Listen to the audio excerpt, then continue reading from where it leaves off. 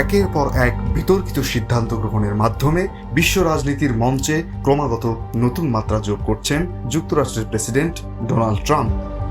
খ্যাপাটে রাজনীতিকের মতো তার এই সব সিদ্ধান্ত এশিয়া, মধ্যপ্রাচ্য পেরিয়ে এবার সরাসরি প্রভাব ফেলছে ইউরোপীয় ইউনিয়নভুক্ত দেশগুলোতে।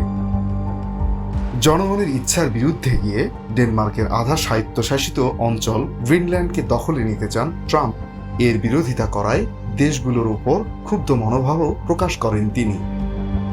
আগামী 1 ফেব্রুয়ারি থেকে Denmark, Norway, Sweden, France, Germany, যুক্তরাজ্য, নেদারল্যান্ড এবং ফিনল্যান্ডের সব পণ্যের উপর 10% শুল্ক আরোপের হুমকিও দেন ট্রাম্প।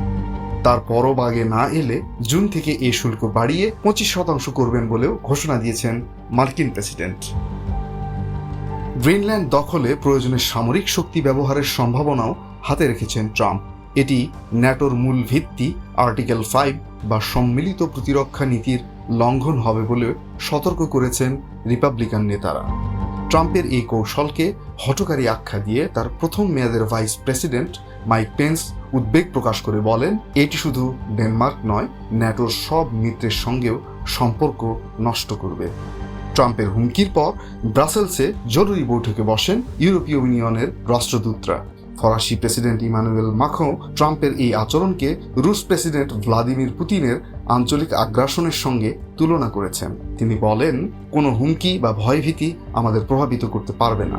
ট্রাম্পকে ফোনে নিজেদের উদ্বেগ জানিয়েছেন ব্রিটিশ প্রধানমন্ত্রী কিয়ার স্টারমার এবং ইতালির প্রধানমন্ত্রী জর্জিয়া মেলোনি।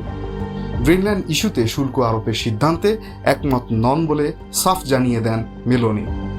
ট্রাম্পের দাবি, তার গোল্ডেন ডোম মিসাইল ডিফেন্স প্রকল্পের জন্য গ্রিনল্যান্ড জরুরি, তবে বর্তমানে সেখানে যুক্তরাষ্ট্রের স্পেস ফোর্সের ঘাঁটি রয়েছে এবং ডেনমার্কের সঙ্গে সামরিক চুক্তির আওতায় যুক্তরাষ্ট্র সেখানে সেনা মোতায়েন করতে পারে। এ অবস্থায় ন্যাটো ভেঙে পড়লে ইউরোপে যুক্তরাষ্ট্রের সামরিক ঘাঁটিগুলিও হুমকির মুখে পড়বে এবং মধ্যপ্রাচ্য ও আফ্রিকায় যুক্তরাষ্ট্রের প্রভাব কমে যাবে বলে আশঙ্কা করছেন বিশ্লেষকরা। International desk, RTNN।